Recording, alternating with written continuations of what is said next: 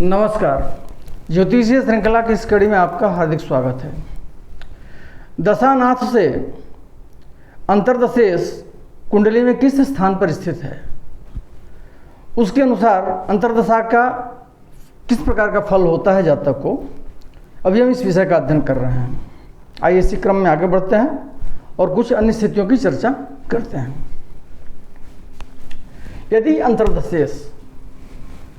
महादशेष से तृतीयस्थ हो, अर्थात महादशेष से तृतीय स्थान में अंतर्दशेष बैठा हो, तो उसकी अंतर्दशा में जातक को राजा से धन की प्राप्ति होती है। उसे आनंद, उत्तम वस्त्र, उत्तम भोजन, भूषण, सुगंधित पदार्थ और अच्छे स्वास्थ्य की प्राप्ति होती है और उसकी किसी से मित्रता होती है।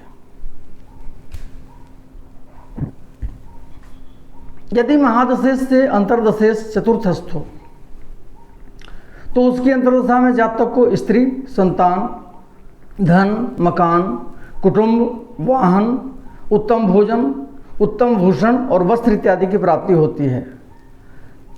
परंतु यह स्मरण रखा जाना चाहिए कि अंतर्दशेष यदि पापग्रह हो तो फल विपरीत होता है।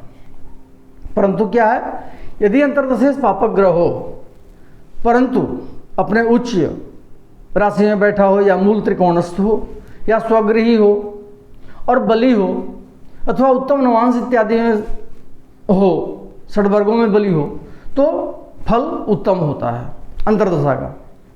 इसी प्रकार यदि अंतर्दशेष शुभग्रह हो परंतु उच्चस्थ, मूल त्रिकोणस्थ, स्वगृही, बली अथवा उत्तम नवांश इत्यादि का नहीं हो, इसका मतलब क्या है, या तो अपने नीचे राशि में हो या शत्रु की राशि में हो या बली नहीं हो, अच्छे नवांश में नहीं हो, शत्रु के नवांश में हो या नीचस्थ नवांश में हो, अस्त हो, तो उसका फल उत्तम नहीं होता है।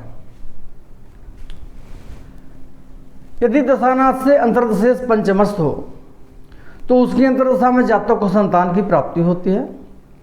परंतु यदि अंतर्दशेष पापग्रह हो तो जातक के संतानों की हानि होती है।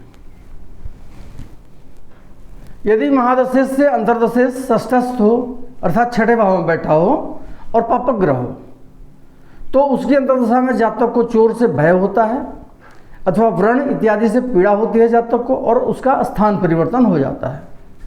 इसी प्रकार यदि अंतर्दशेष शुभग्रह हो और उच्चस्थ, स्वगृही अथवा मूल त्रिकोणस्थ हो, अर्थात अच्छी स्थिति में हो, तो जातक के आनंद में वृद्धि होती है और संतान तथा मित्र इत्यादि की प्राप्ति होती है। यदि महादशेष से अंतर्दशेष सप्तमस्थ हो, सप्तम भाव में स्थित हो और पापग्रह हो, अंतर्दशेष क्या हो, पापग्रह हो, तो जातक की स्त्री, संतान और कुटुंब की मृत्यु होती है, उसके मित्र एवं धन की हानि होती है तथा स्थानीय राजा एवं अधिकारियों से भय होता है।